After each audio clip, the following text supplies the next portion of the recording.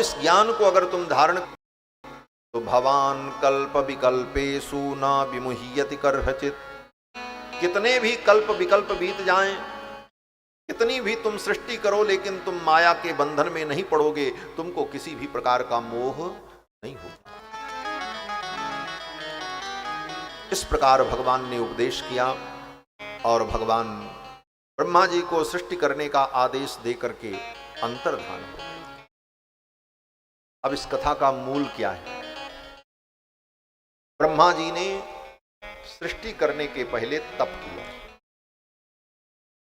अर्थात हम भी संसार की सृष्टि में लगें, हम भी संसार को आगे बढ़ावें, संतान को उत्पन्न करें, परिवार की वृद्धि करें, लेकिन ये सृष्टि का कार्य करने के पहले हमारे जीवन में भी तप होना चाहिए।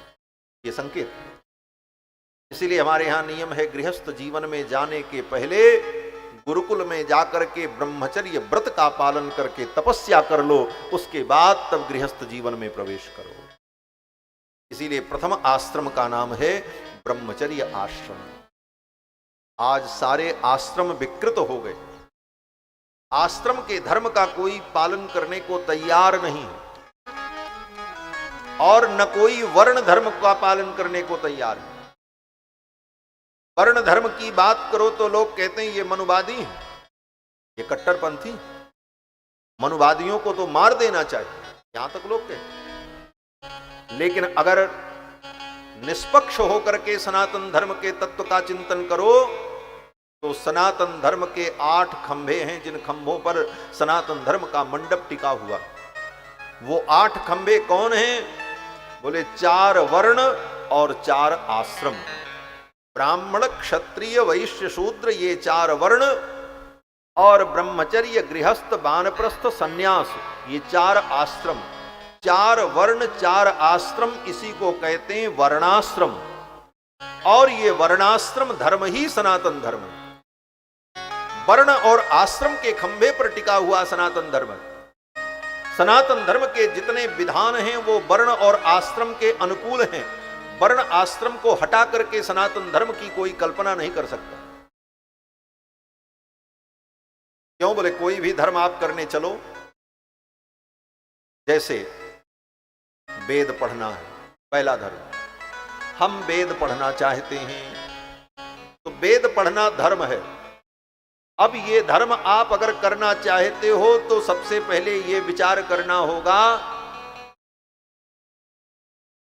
कि वेद कैसे पढ़ा जाता है। तब कहा जाएगा कि ब्रह्मचर्य व्रत का पालन करते हुए ब्रह्मचारी बन करके उपनयन संस्कार के बाद वेद पढ़ा जाए, ये तय होगा। तुरंत वर्णाश्रम लागू हो जाएगा, वर्ण के अनुकूल इन संस्कारों से संपन्न होकर के व्यक्ति वेद। आप यज्ञ करने चलो, यज्ञ करने चलो तो सबसे पहले संकल्प होगा, और संकल्प में कहना पड़ेगा, हम ब्राह्मण हैं तो कहना पड़ेगा सरमाहम,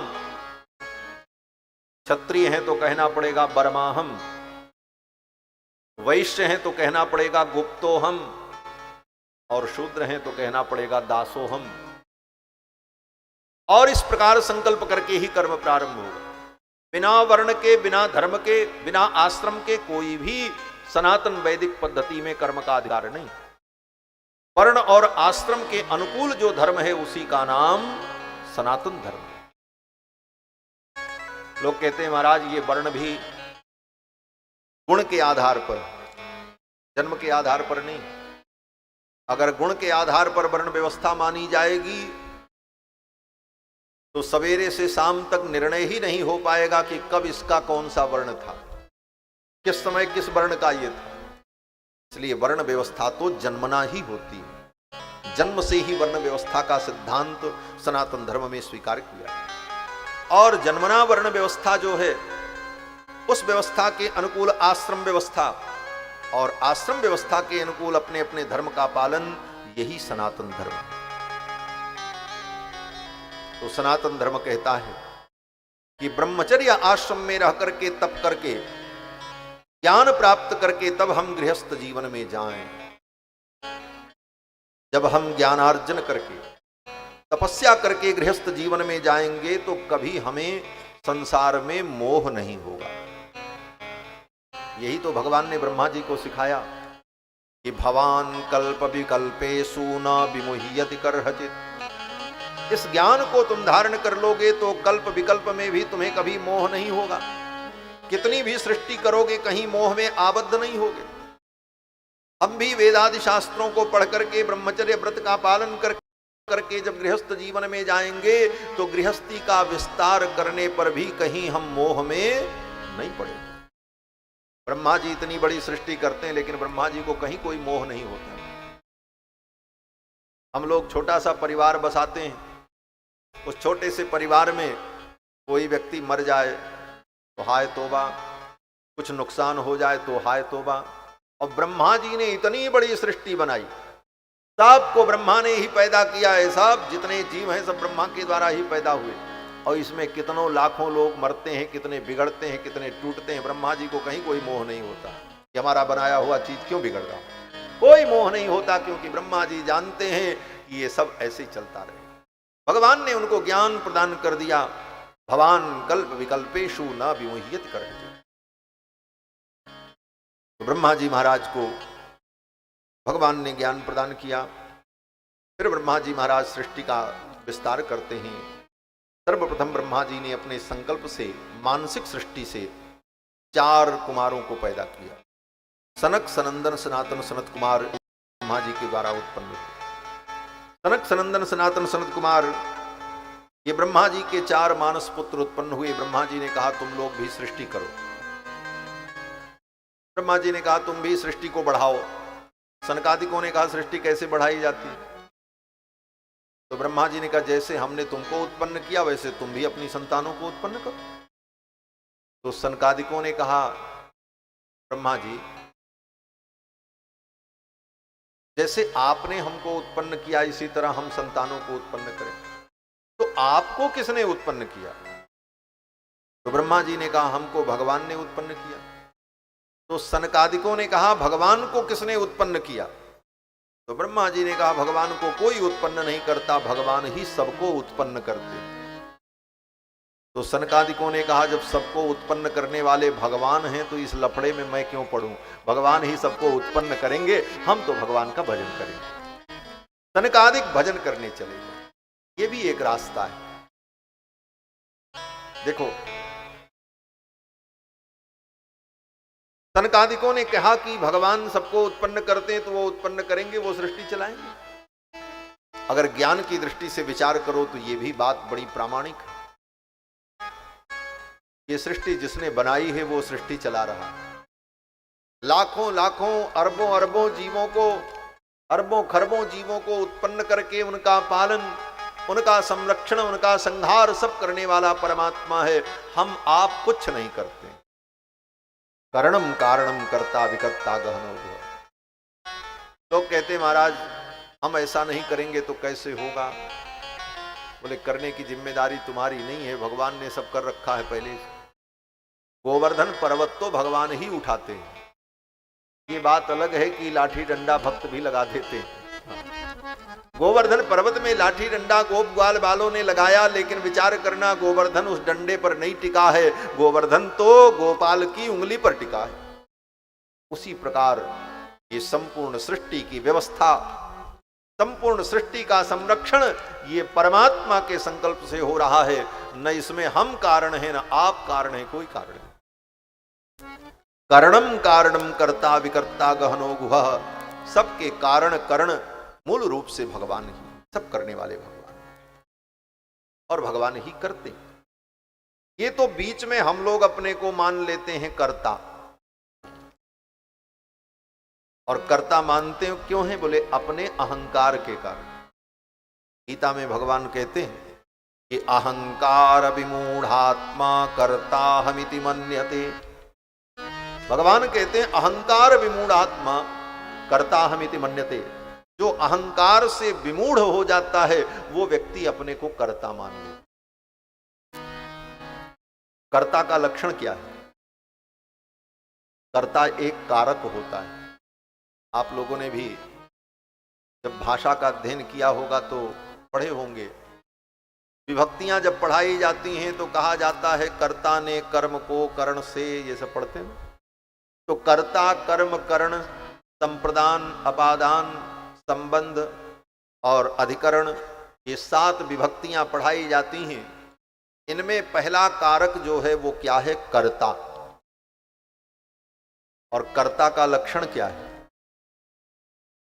तो कहते हैं महर्षि पाणिनि व्याकरण शास्त्र में, स्वतंत्र कर्ता। जो स्वतंत्र होता है वो कर्ता होता है। कर्ता का ही लक्षण है स्वतंत्र कर्ता। जो स्वतंत्र है वो कर्ता है। आप स्वतंत्र हो? कहीं स्वतंत्र नहीं हो आप। हम परतंत्र हैं। जीव परतंत्र है।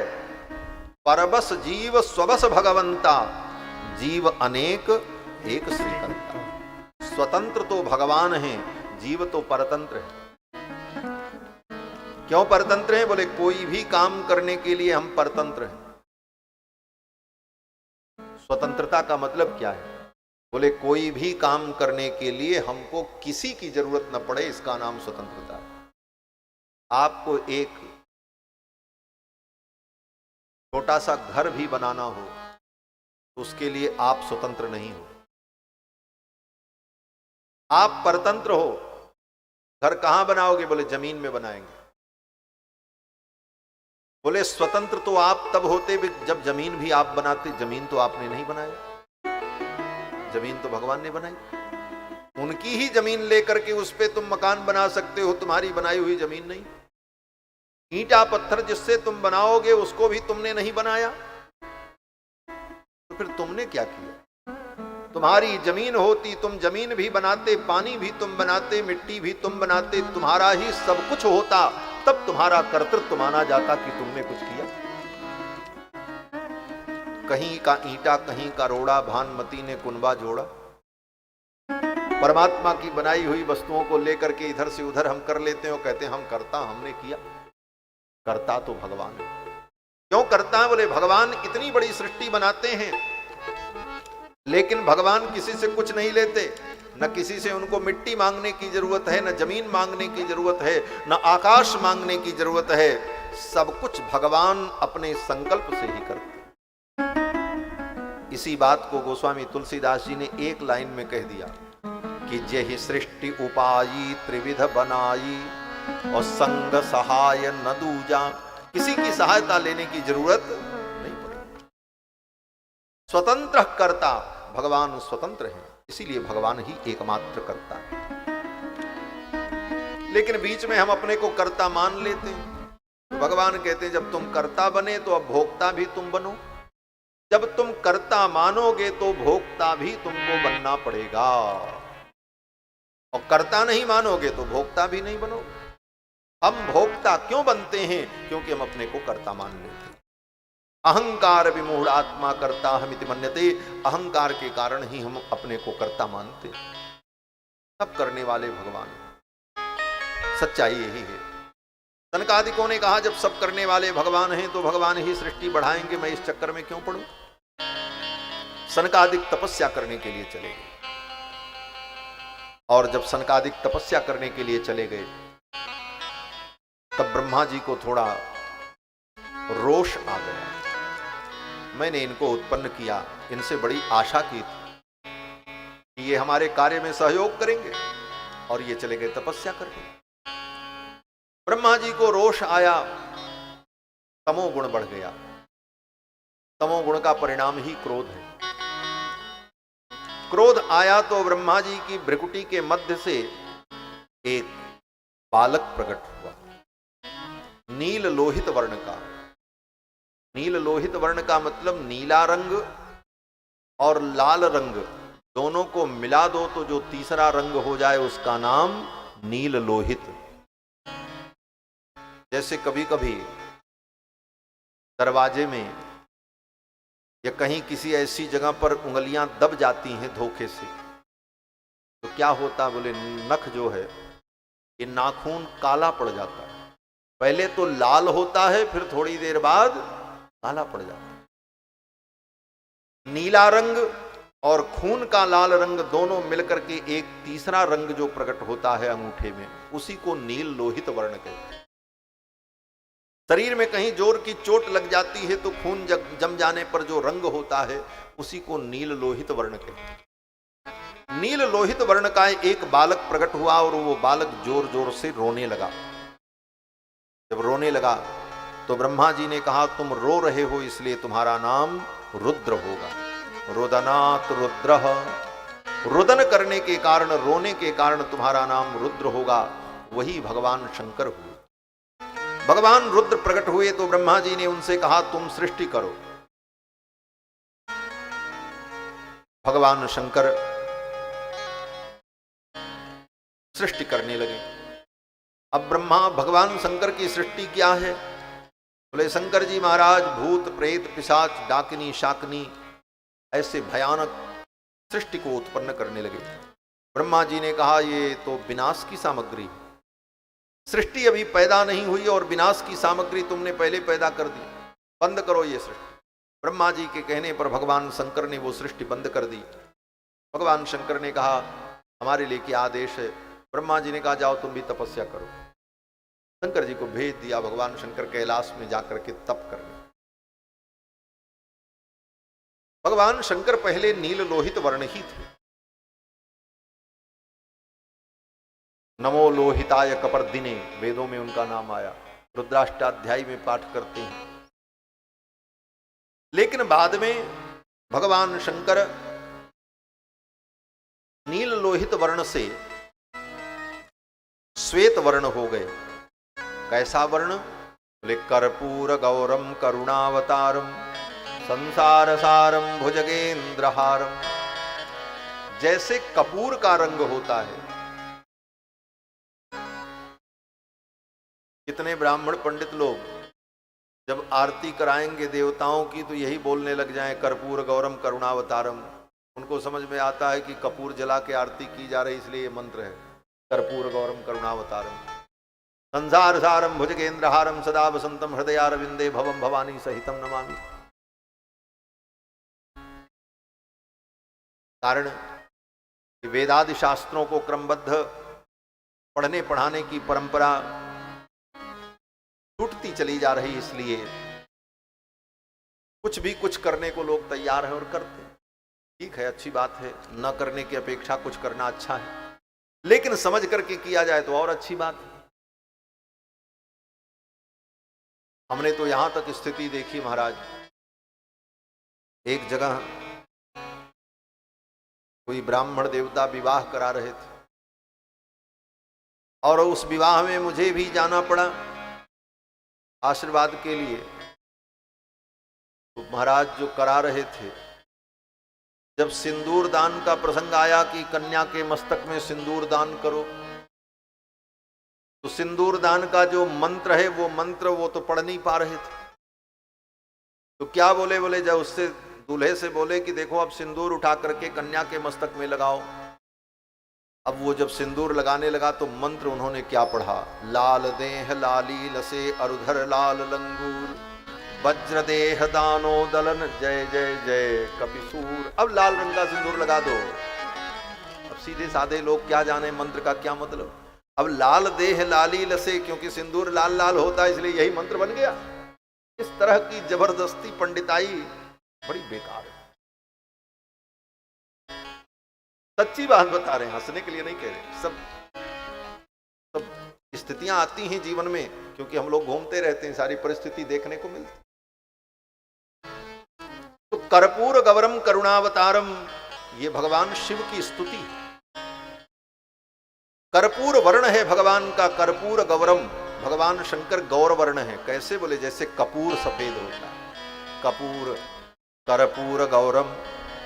और बोले करुणावतारम, जो करुणा के अवतार है। संसार सारम, ये संसार के सार। संसार में अगर कुछ सार है तो क्या? बोले भगवान। भगवान को छोड़ करके संसार में कुछ सार नहीं। संसार सारम, संसार में अगर सार तुम ढूंढो तो इस संसार में सार क्या है? बोले भगवान को छोड़ करके कोई दूसरा सार नहीं है। संसार सारम, इसलिए भगवान का एक नाम है संसार सारम। भुजगेंद्र हारम, सर्प का जिन्होंने अपने गले में हार बना लिया है, भुजगेंद्र हारम। सदा वसंतम हृदयारविंदे, जो सदा हृदय कमल में विराजमान रहते हैं, ऐसे भवम, भगवान शंकर को, भवानी, भवानी के सहित भगवान भव को, भवम भवानी सहितम नमामि, भवानी के सहित भव को मैं प्रणाम करता हूं, ये अर्थ है। तो बात मैं कह रहा था कि भगवान शंकर जो नील लोहित वर्ण थे वो कर्पूर वर्ण हो गए। क्यों? बोले तप करते करते, तपस्या के द्वारा उन्होंने अपने तमोगुण को तिरोहित कर दिया और सतोगुण को भगवान शंकर ने जागृत कर लिया। इस प्रकार भगवान शिव का दिव्य स्वरूप हो गया। इसके बाद ब्रह्मा जी महाराज ने 10 प्रजापतियों को उत्पन्न किया। पुलस्त, पुलक, क्रतु, अंगिरा, वशिष्ठ इत्यादि 10 प्रजापति उत्पन्न हुए। दशमस्तत्र नारदः, उन 10 प्रजापतियों में सबसे छोटे जो 10वें वो देवर्षि नारद। और फिर इन लोगों के द्वारा सृष्टि का विस्तार होता है। इसके बाद ब्रह्मा जी ने सृष्टि को आगे बढ़ाने के लिए अपने शरीर के दाहिने भाग से एक पुरुष को प्रकट किया और अपने शरीर के बाएं भाग से एक स्त्री को प्रकट किया। ब्रह्मा जी के दाहिने भाग से जो पुरुष प्रकट हुए उनका नाम स्वयंभू मनु हुआ, और ब्रह्मा जी के बाएं भाग से जो स्त्री प्रकट हुई उनका नाम शतरूपा हुआ। इन्हीं स्वयंभू मनु और शतरूपा के द्वारा मानवीय सृष्टि का विस्तार हुआ।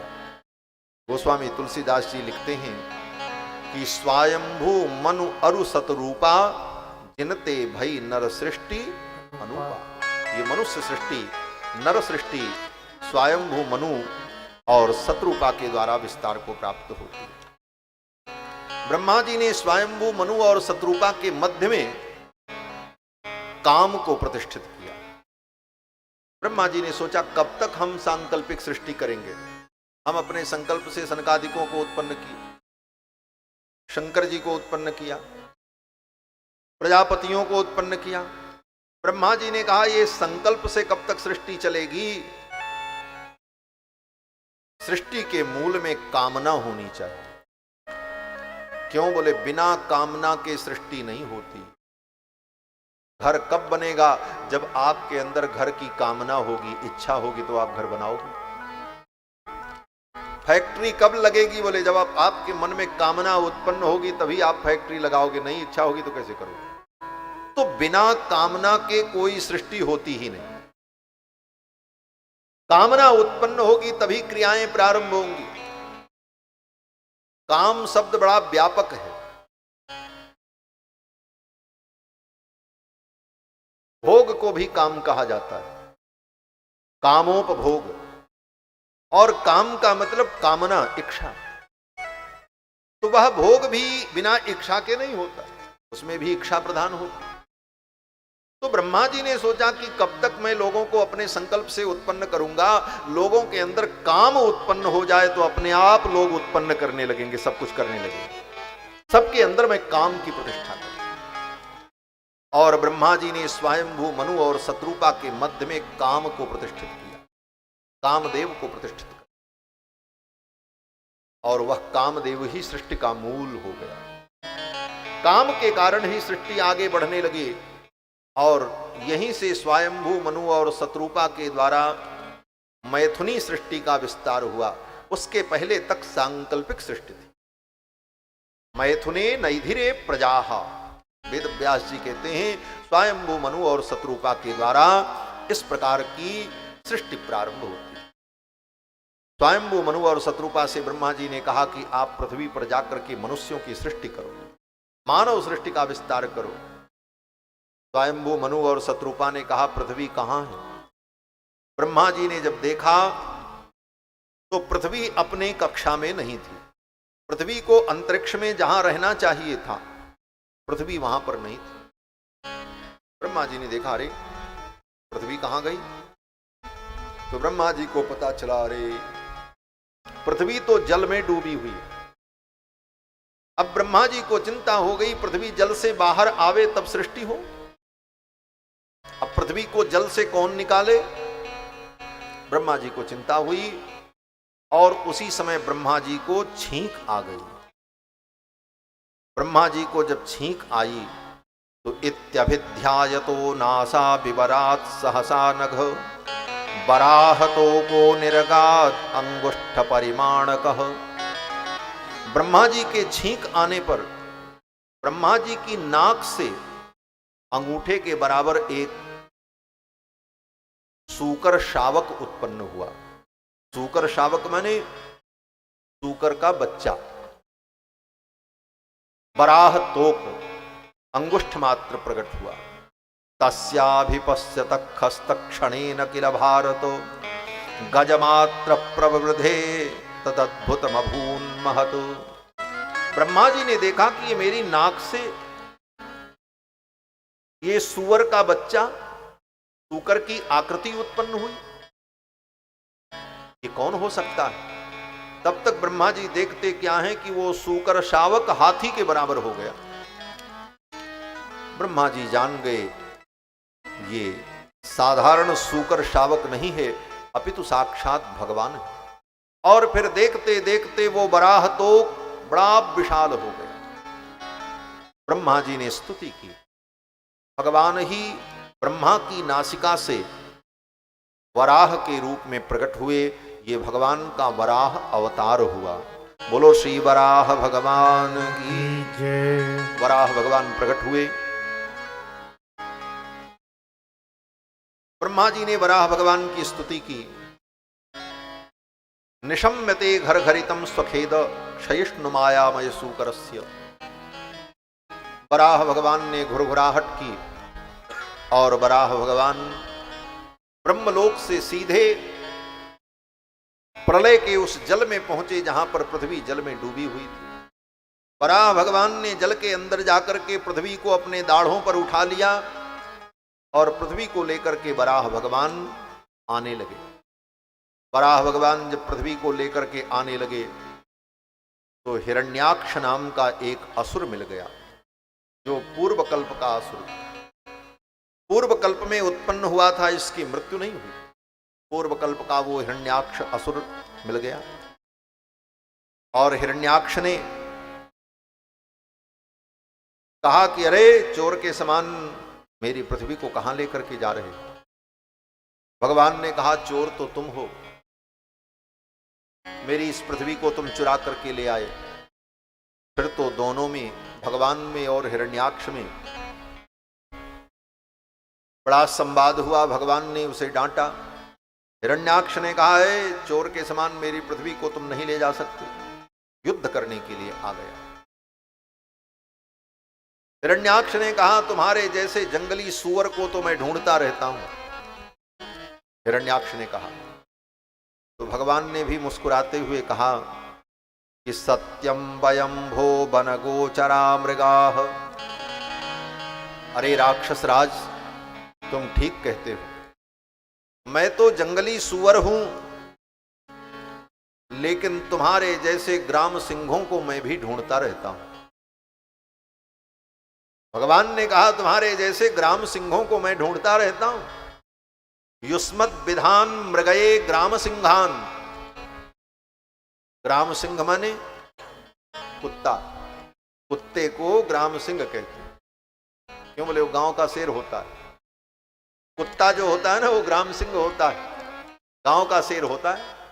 दूसरे मोहल्ले में जाए तो पूंछ दबा करके भागता है, लेकिन अपने मोहल्ले में, अपने गांव में खूब भौंकता है, सिंह जैसे दहाड़ मारता है। इसीलिए उसको ग्राम सिंह कहा जाता है। भगवान ने भी बड़े परिमार्जित शब्दों में, बड़े ही शालीन शब्दों में भगवान ने कहा तुम्हारे जैसे ग्राम सिंहों को। आज की भाषा में कहो तो भगवान ने कहा कि तुम्हारे जैसे कुत्तों को मैं ढूंढता रहता हूं। ये कहा कि युष्मद् विधान मृगये ग्राम सिंहान। हिरण्याक्ष ने कहा अरे सूकर, तूने मुझे ग्राम सिंह कहा, आओ देखो मेरे अंदर कितनी शक्ति। भगवान ने कहा विकथनम तव गृहणत्य भद्र, अरे वीर, जो वीर होते हैं वो अपनी प्रशंसा अपने मुख से नहीं करते, अपनी वीरता प्रकट करते हैं। आओ मुझसे युद्ध करो। हिरण्याक्ष भगवान से युद्ध करने के लिए आया। भगवान ने ज्यादा देर युद्ध नहीं किया। भगवान ने सोचा ज्यादा देर तक इसके साथ युद्ध करना ठीक नहीं है, क्योंकि भगवती भूदेवी को व्याकुलता होगी। और भगवान ने एक थप्पड़ मारा हिरण्याक्ष उसके कनपटे पर। सुखदेव जी कहते हैं कि करेण कर्ण मूले हन, करेण अपने हाथ से, कर्ण मूले कान के मूल पर, कनपटे पर भगवान ने मारा। करेण कर्ण मूले हन यथा त्वाष्ट्रम मरुत्पति, और जोर से नहीं मारा भगवान ने। सुखदेव जी कहते हैं कि स आहतो विश्वजिता ह्यवज्ञया, ह्यवज्ञया, अवज्ञया माने उपेक्षा पूर्वक भगवान ने एक थप्पड़ मारा, और उसका परिणाम बोले परिभ्रमद गात्र उदस्तलोचन।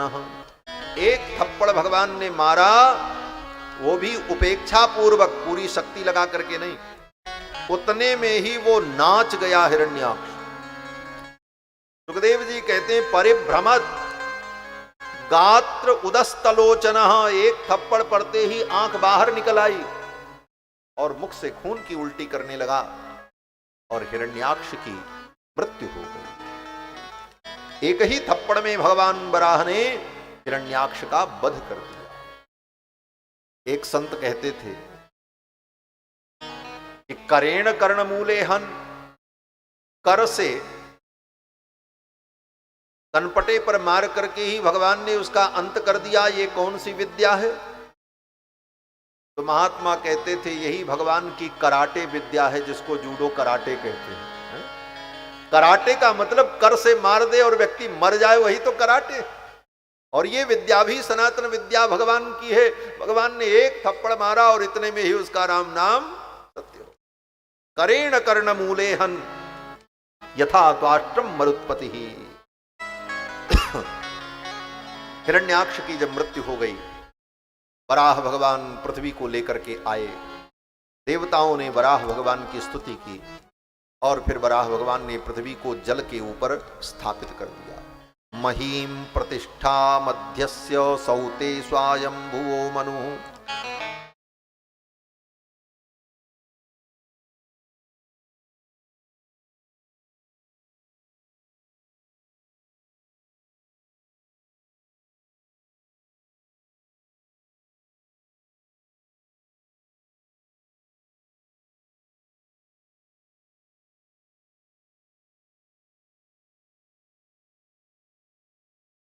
है क्यों सखंड है? बोले कई अनंत अनंत परमाणुओं के मिलने से बनी है। हाँ, पृथ्वी अखंड नहीं। क्यों? बोले पृथ्वी को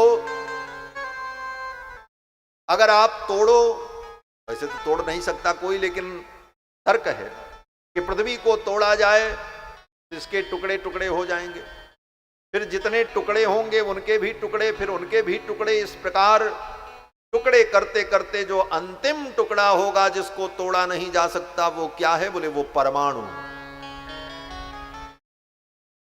कहते हैं परमाणु की खोज वैज्ञानिकों ने की, और हमारे यहां कहते हैं परमाणु पृथ्वी का दो रूप है।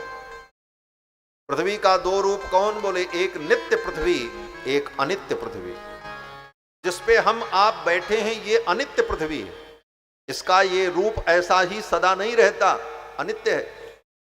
और पृथ्वी के जो परमाणु हैं वो नित्य पृथ्वी है, क्योंकि उन्हीं परमाणुओं से पृथ्वी कार्य रूप में दिखाई पड़ती है। तो सा द्विविधा नित्यानित्या, नित्या परमाणु रूपा, अनित्या कार्य रूपा। आचार्य अन्नम भट्ट अपने ग्रंथ में कहते, जब दुनिया के वैज्ञानिकों को परमाणु शब्द भी नहीं पता था, उस समय महर्षियों ने परमाणु के सिद्धांत का वर्णन किया है।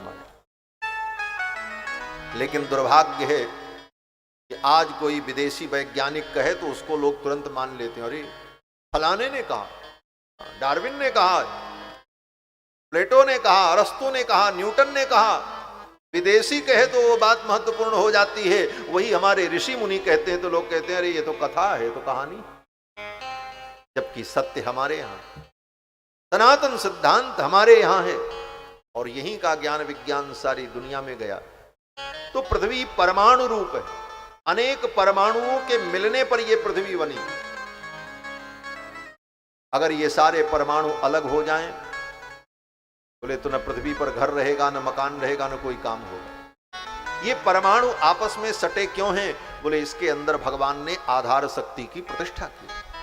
उस आधार शक्ति के कारण सारे परमाणु एक दूसरे में संगठित हैं, इसीलिए पृथ्वी के ऊपर यह सृष्टि दिखाई पड़ रही। भगवान ने पृथ्वी के अंदर आधार शक्ति की प्रतिष्ठा की और फिर भगवान अंतर्धान हो गए। फिर ब्रह्मा जी के आदेश से स्वयंभू मनु और शत्रुपा ने आकर के इस पृथ्वी पर ब्रह्मावर्त में अपनी राजधानी बनाई और यहीं से स्वयंभू मनु और शत्रुपा ने सृष्टि का विस्तार किया। स्वयंभू मनु और शत्रुपा की 5 संतानें हुई, 3 कन्या और 2 पुत्र। मनु जी महाराज की 3 कन्याएं हुई, आकुति, देवहूति और प्रसूति, और मनु जी के 2 पुत्र हुए, प्रियव्रत और उत्तानपाद। मनु जी महाराज की जो 3 कन्याएं हुई, इन 3 कन्याओं के वंश का वर्णन सुखदेव जी ने राजा परीक्षित को पहले सुनाया। महाराज भागवत की कथा में ये मनु जी के खानदान का वर्णन क्यों किया सुखदेव जी ने? बोले मनु जी के खानदान का वर्णन इसलिए करते हैं कि मनु जी की बेटियों के घर में भगवान का अवतार हुआ और मनु जी के जो पुत्र हैं उनके घर में भगवान के भक्तों का अवतार है। भक्त और भगवान का गुणगान करना यही तो भक्ति है। इसीलिए सुखदेव जी महाराज ने मनु जी के पुत्रियों के वंश का वर्णन किया। मनु जी की पुत्री देवहूति, देवहूति का विवाह महर्षि कर्दम के साथ हुआ। ब्रह्मा जी की छाया से उत्पन्न प्रजापति महर्षि कर्दम, कर्दम जी के साथ मनु जी की बेटी देवहूति का विवाह हुआ और विवाह करने के लिए महर्षि कर्दम ने 10,000 वर्ष तक सरस्वती नदी के तट पर तपस्या की। सुखदेव जी कहते हैं कि प्रजास्त्रिजेति भगवान कर्दमो ब्रह्मणोदितः सरस्वत्यां तपस्तेपे सहस्राणाम समादश। 10,000 वर्ष तक सरस्वती नदी के तट पर श्री कर्दम महर्षि ने तप किया। महर्षि कर्दम के तप से भगवान प्रसन्न हुए और भगवान प्रकट हुए। भगवान ने कहा वरदान मांगो, क्या चाहिए? तो महर्षि कर्दम ने भगवान से कहा कि प्रभु मैं विवाह करना चाहता हूं और विवाह करने के लिए मैंने तप किया। सोचो, विवाह करने के लिए तपस्या करने की जरूरत पड़ती। आज तो रास्ते चलते लोगों का ब्याह हो जाता है और महर्षि कर्दम को 10,000 वर्ष तप करना पड़ा विवाह के लिए। बोले विवाह तो इतनी सरलता से हो जाता, ब्याह में तपस्या की क्या जरूरत? बोले हो तो जाता है, ब्याह तो पशुओं का भी हो जाता है,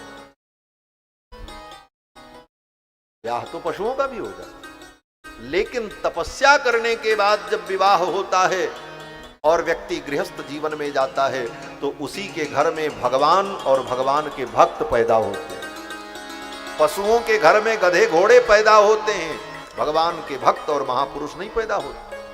इसीलिए गृहस्थ जीवन में जाने के पहले जीवन में तप हो, तपस्या होगी, साधना होगी, ब्रह्मचर्य व्रत होगा।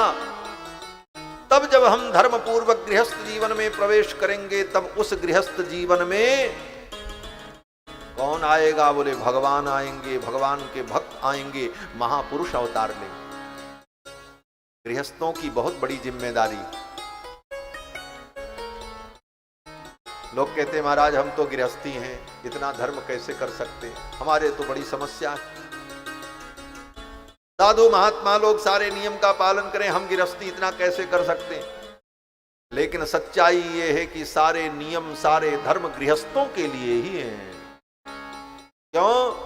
बोले सब गृहस्थ से उत्पन्न होते हैं।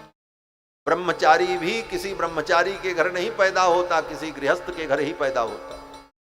सन्यासी भी किसी सन्यासी के यहां नहीं पैदा होता, किसी गृहस्थ के घर ही पैदा होता है। वानप्रस्थी भी किसी के यहां नहीं पैदा होता, किसी गृहस्थ के घर पैदा होता। बड़े बड़े महापुरुष भी किसी गृहस्थ के घर पैदा होते।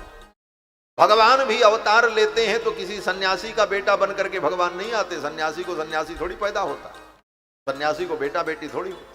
भगवान भी पैदा होते हैं, अवतार लेते हैं तो किसी गृहस्थ के घर।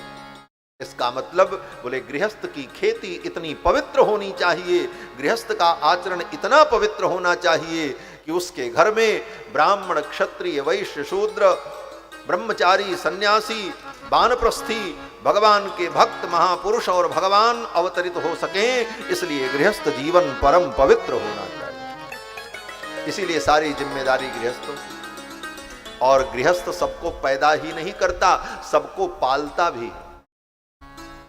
पालन पोषण की जिम्मेदारी भी गृहस्थ की है। ब्रह्मचारी कोई खेती नहीं करता, ब्रह्मचारी भी भिक्षा मांगता है। किसके घर? बोले गृहस्थ के घर। सन्यासी भी खेती नहीं करता, सन्यासी भी भिक्षा मांगता है। किसके घर? बोले गृहस्थ के घर। वानप्रस्थ आश्रम में रहने वाला भी व्यक्ति भिक्षा मांगता है। किसके घर? गृहस्थ के घर। 4 आश्रम हैं, ब्रह्मचर्य, गृहस्थ, वानप्रस्थ, सन्यास। इन 4 आश्रमों में 3 आश्रम गृहस्थ आश्रम पर ही टिके हुए हैं। ब्रह्मचारी, वानप्रस्थी और सन्यासी, ये तीनों गृहस्थ के द्वारा ही पोषित होते हैं और पैदा भी तीनों गृहस्थ से ही होते हैं। अन्य 3 आश्रम की उत्पत्ति भी गृहस्थ आश्रम से और तीनों का पोषण भी गृहस्थ आश्रम से होता है। इसलिए गृहस्थ आश्रम की इतनी बड़ी जिम्मेदारी।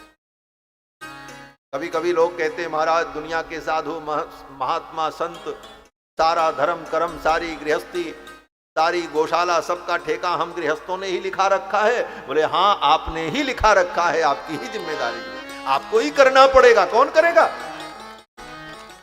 सारे समाज को आप पैदा करते हो, सारे समाज की व्यवस्था आपसे चलती है, इसलिए सबकी जिम्मेदारी आपके ऊपर है। धन्यो गृहस्थाश्रम, इसलिए गृहस्थाश्रम को धन्य आश्रम कहा गया है, सर्वश्रेष्ठ आश्रम कहा गया। ये बात अलग है कि सन्यासी की सब पूजा करते हैं, संत महात्मा की सब पूजा करते हैं, लेकिन अगर आश्रम पर विचार किया जाए तो चारों आश्रमों में गृहस्थ आश्रम ही सर्वश्रेष्ठ आश्रम है। धन्यो गृहस्थाश्रम। और ऐसे पवित्र गृहस्थ आश्रम में जाने के लिए कर्दम महर्षि ने तप किया। कर्दम महर्षि ने 10,000 वर्ष तक तपस्या की, भगवान प्रसन्न हुए। तो कर्दम महर्षि ने कहा प्रभु मैं विवाह करना चाहता हूं। भगवान ने कहा हो जाएगा। तो महर्षि कर्दम ने कहा कि तथा सचाहम परिवोढु कामः समानशीलां गृहमेधधेनुम्। हे प्रभु मैं विवाह करना चाहता हूं, मुझे ऐसी पत्नी मिले कि समानशीलां गृहमेधधेनुम्, वो हमारे समान गुणधर्म वाली हो और हमारे गृहस्थ रूपी धर्म का पालन करने में कामधेनु के समान हो। यही कहा महर्षि कर्दम ने, समानशीलां गृहमेधधेनुम्। धेनु का मतलब जो समस्त कामनाओं को पूर्ण करती है उसी को धेनु कहते हैं, और जो समस्त कामनाओं को पूर्ण करे उसको कामधेनु कहते हैं। महर्षि कर्दम कहते हैं मुझे ऐसी पत्नी मिले जो कामधेनु के समान हो, हमारे गृहस्थ धर्म का पालन करने में मेरे मन के अनुकूल, मेरी इच्छा के अनुकूल, मेरे समस्त धार्मिक कार्यों में वो सहयोग प्रदान करे, ऐसी पत्नी चाहिए। और यही पत्नी का लक्षण है। पत्नी का लक्षण ये है कि पति के हर धार्मिक कार्य में उसके समस्त उचित, धर्मोचित, शास्त्रोचित समाजोचित जो कार्य है उन कार्यों में वो पूर्ण सहयोग प्रदान करे। और पति के हर कार्य का अगर वो विरोध ही करे कि हम क्यों तुम्हारी बात माने, बोले फिर वो धर्म पत्नी नहीं हो सकती। धर्म पत्नी वही है जो समान शीलाम गृह में दधेनु। भगवान प्रसन्न हो गए और भगवान ने कहा, हे मुनिवर, आपके मनोभाव को मैं जान गया और मैंने पहले ही सब व्यवस्था कर दी। विदित्वा तव चैत्यम में पुरैव समयोजित। आपके चित्त के भाव को जानकर मैंने पहले ही सब व्यवस्था कर दी। महर्षि कर्दम ने कहा, क्या व्यवस्था की? भगवान ने कहा, परसों मनु जी महाराज अपनी बेटी देवहूति को लेकर के आएंगे और कन्यादान का प्रस्ताव करेंगे, आप स्वीकार कर लेना, यहीं घर बैठे ब्याह हो जाए। मैंने व्यवस्था कर दी। आयास्यति दिदिक्षुस्त्वाम परस्वो धर्म को विदः। परस्व माने परसों। भगवान ने कहा परसों आ रहे हैं। कौन आ रहे हैं? बोले मनु जी अपनी बेटी देवहूति को लेकर के आएंगे और कन्यादान का प्रस्ताव करेंगे, आप स्वीकार कर लेना। महर्षि कर्दम ने कहा ठीक। भगवान ने कहा, देखो विवाह करने के बाद 9 कन्याएं उत्पन्न होंगी, लेकिन घबराना मत। हाँ, एक बेटी पैदा हो जाए तो लोग घबरा जाते हैं। भगवान ने पहले ही कह दिया महर्षि कर्दम को, 1 नहीं, 2 नहीं, 3 नहीं, 4 नहीं, 9 कन्याएं पैदा होंगी और तुम प्रसन्न रहना। 9 कन्याओं के बाद तुम्हें पुत्र की प्राप्ति होगी और वो पुत्र कोई और नहीं होगा, मैं ही तुम्हारा पुत्र बन करके आऊंगा। भगवान ने कहा महर्षि कर्दम। भगवान ने महर्षि कर्दम से कहा कि मनु जी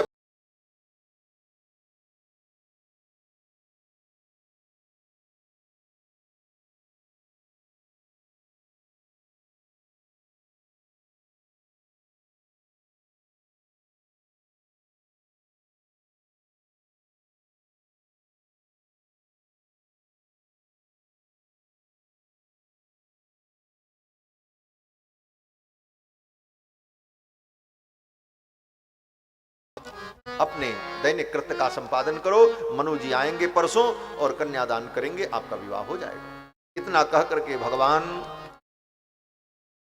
जाने लगे। कैसे जाने लगे? भगवान अपने गरुण पर बैठ करके आए थे। जगाम बिंदु सरस सरस्वत्या परिस्थितात् निरीक्षित तस्यावशेष सिद्धेश्वराभिष्टुत सिद्ध मार्ग आकर्णयन पत्र रथेन्द्र पक्षैरुच्चारितम स्तोममुदीर्ण साम। भगवान अपने गरुण पर बैठकर बड़े ठाठ से चलते। महर्षि कर्दम ने देखा भगवान जा रहे हैं। भगवान के गरुण वाहन भगवान को लेकर के जब उड़ने लगे तो गरुण जी के पंख से वेद मंत्रों की ध्वनि प्रकट हुई। उच्चारितम स्तोम मुदीर्ण साम। गरुण जी महाराज के पंख से सामवेद के मंत्र प्रकट हुए, सुंदर सामगान प्रकट हुआ और सामगान सुनते हुए सामवेद के मंत्रों का संगीत श्रवण करते हुए आकर्णयन, उन मंत्रों को सुनते हुए भगवान मुस्कुराते हुए अपने गरुण पर बैठ करके विदा हो रहे हैं, जा रहे हैं। इस दृश्य का हमारे पूज्य आचार्य चरण जब वर्णन करते थे कथा में तो एक दृष्टांत देते थे। कहते थे देखो आजकल के लोग कहते हैं महाराज हमने बहुत विकास किया है, हमारी यात्रा बड़ी आनंदमयी होती। बोले कैसे? बोले हमने ऐसी गाड़ी बना ली है कि गाड़ी में बैठ करके चलते हैं और गीत संगीत भी सुनते रहते हैं और यात्रा का भी आनंद लेते हैं। आजकल गाड़ी में सब सिस्टम लगा रहे थे, गाना सुन लो, रिकॉर्डिंग सुन लो, टीवी भी देख लो। तो लोग कहते हैं ऐसी सुविधा पहले नहीं थी, आजकल यात्रा में इतनी सुविधा है, संगीत का आनंद लेते चलो और यात्रा भी करते रहो, तब यात्रा का आनंद और बढ़िया हो जाता है। बोले ये काम तुमने अब किया है, भगवान का ये काम बहुत पहले से। भगवान भी जब यात्रा करते हैं तो भगवान के गरुण जो उनके वाहन हैं, जब वो अपने पंख को हिलाते हैं तो सामवेद की ध्वनि प्रकट होने लगती। गीत संगीत अपने आप प्रकट होता है और गीत संगीत सुनते हुए भगवान गरुड़ पर विराजमान होकर के यात्रा करते। सुखदेव जी कहते हैं, आकर्णयन पत्र रथेन्द्र पक्षैरुच्चारितम स्तोममुदीर्ण साम अथ संप्रस्थिते शुक्ले कर्दमो भगवान ऋषि आस्ते स्म बिंदु सरसी तम कालम प्रतिपालयन। भगवान के विदा हो जाने के बाद श्री महर्षि कर्दम अपने आश्रम में बिंदु सरोवर के सन्निकट प्रतीक्षा करने लगे और समय बीता। 2 दिन बाद मनु जी महाराज अपनी बेटी देवहूति को लेकर के आए और मनु जी ने कन्यादान का प्रस्ताव किया। महर्षि कर्दम ने स्वीकार कर लिया, क्योंकि इनको तो पता ही था, भगवान ने पहले ही सब बता दिया था। तो महर्षि कर्दम ने कहा कि बाढ़म उद्बोधु कामोहम, बहुत अच्छा आपने कहा, मैं तो विवाह करना ही चाहता हूं और आपकी कन्या मेरे अनुरूप है। आद्यो वैवाहिको विधि ही, पहले तो वैवाहिक विधि हो जाए।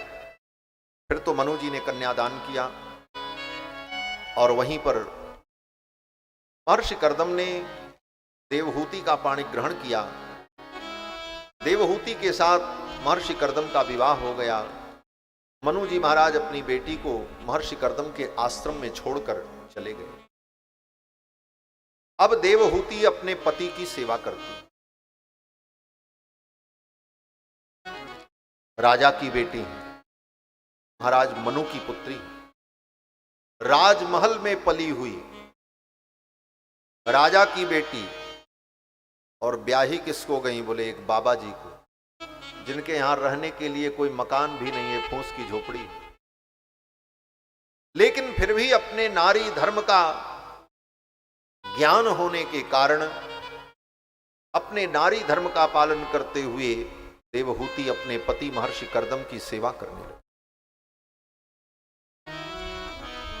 श्री सुखदेव जी वर्णन करते हैं, ये कथा श्री मैत्रेय जी महाराज विदुर जी को सुना रहे हैं। मैत्रेय जी कहते हैं, विदुर पितृभ्याम प्रस्थिते साध्वी पतिमिंगित को विदा। माता पिता के चले जाने के बाद साध्वी, साध्वी माने कौन? देवहूति। ये देवहूति का विशेषण है। पितृभ्याम प्रस्थिते साध्वी पतिमिंगित को विदा, अपने पति के इशारे को समझकर, उनके मनोभाव को समझकर नित्यम पर्यचरत प्रीत्या भवानी व भवम प्रभु, नित्य प्रति अपने पति की सेवा करने लगी, जैसे पार्वती भगवान शंकर की सेवा कर। इस पंक्ति के द्वारा यह सिद्ध होता है कि साध्वी किसे कहते हैं। आज जो साध्वी की परिभाषा है वो परिभाषा साध्वी की नहीं है। बाकी मैं नहीं कहूंगा, आप स्वयं समझदार हैं। साध्वी की परिभाषा क्या है? साध्वी उस स्त्री को कहते हैं जो स्त्री पतिपरायणा हो। ये साध्वियां हैं जो अपने पति की सेवा करें, पति के चरणों में रहकर पति के प्रति समर्पित हो, ऐसी स्त्री को साध्वी कहते हैं। और जिस स्त्री ने पति का वर्ण ही नहीं किया, जिसको पति की प्राप्ति ही नहीं हुई, उसे क्या कहा जाए? स्त्री का सबसे बड़ा संस्कार विवाह संस्कार है। विवाह संस्कार अगर नहीं हुआ तो स्त्री के संस्कार पूर्ण नहीं माने जाते। विवाह संस्कार ही स्त्री का सर्वश्रेष्ठ संस्कार है। और ये संस्कार जिस स्त्री का जीवन में नहीं हुआ, वो स्त्री पूर्ण संस्कार संपन्ना नहीं। इसीलिए श्री मनु जी महाराज कहते हैं कि वैवाहिको विधि स्त्रीणाम संस्कारो वैदिक स्मृतः